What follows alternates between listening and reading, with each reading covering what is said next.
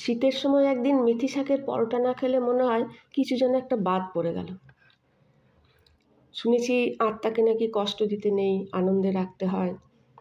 তো তার জন্য আমি একদিন এক আঁটি মেথি শাক কিনে এনে তার পাতাগুলো ভালো করে ছাড়িয়ে বেছে কুচি কুচি করে কেটে গরম জলে একবার ফুটিয়ে নিলাম।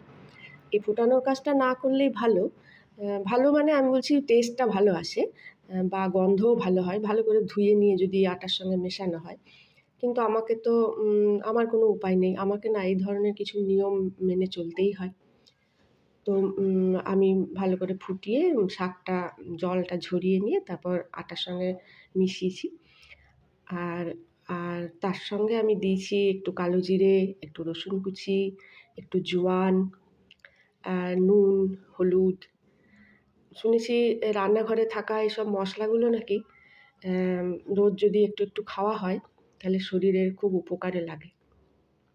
আমি চেষ্টা করি প্রতিটা রান্নায় কিছু কিছু গোটা মশলা দিতে, যেমন কালো জিরে, এমনি জিরে, তারপর মেথি বা মৌরি, জোয়ান, এগুলো সব আমি গোটা কিছু না কিছুভাবে আমাদের খাওয়া হয়ে যায় আর কি।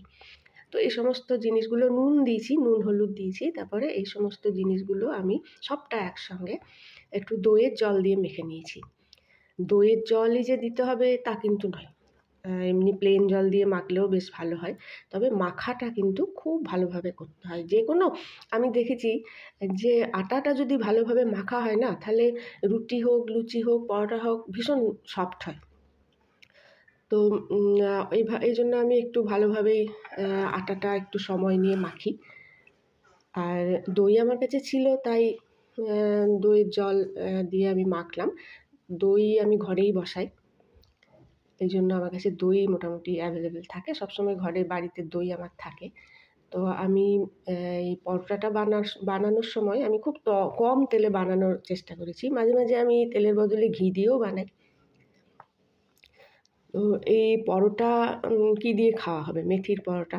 তো আমার কাছে সেরকম কোনো মানে ধনেপাতার চাটনি টাটনি থাকলে একটু ভালো হয়, তো আমার কাছে ধনেপাতা নেই। আর কাঁচা ধনেপাতা দিয়ে চাটনি করলে না সবসময় সেটা ঠিক খাওয়া আমাদের জন্য, মানে আমার বাড়িতে এটা চলে না, কিডনির পেশেন্ট আছে বলে। তো আমি খুব কম পরিমাণে হয়তো এক আধ দিন দেওয়া যায়। তো আমি এই জন্য আজকে বানিয়েছি রায়তা। বাড়িতে পাতা টক দই, তার মধ্যে অল্প চিনি, নুন, একটু গোলমরিচের গুঁড়ো, একটু ভাজা মশলার গুঁড়ো, এসব দিয়েছি। আর দিয়েছি সবশেষে যেটা দিয়েছি যে কয়েক দানা সর্ষের গুঁড়ো করে দিয়েছি। সেটাতে না ভীষণ ভালো একটা টেস্ট আসে রায়তাতে, মানে একদম অন্যরকম লাগে। আর মাঝে মাঝে গরমকালে আমি অবশ্যই এর মধ্যে পেঁয়াজ, শসা, ধনেপাতাও দিই। তো আজকে প্লেন রায়তাই বানিয়েছি।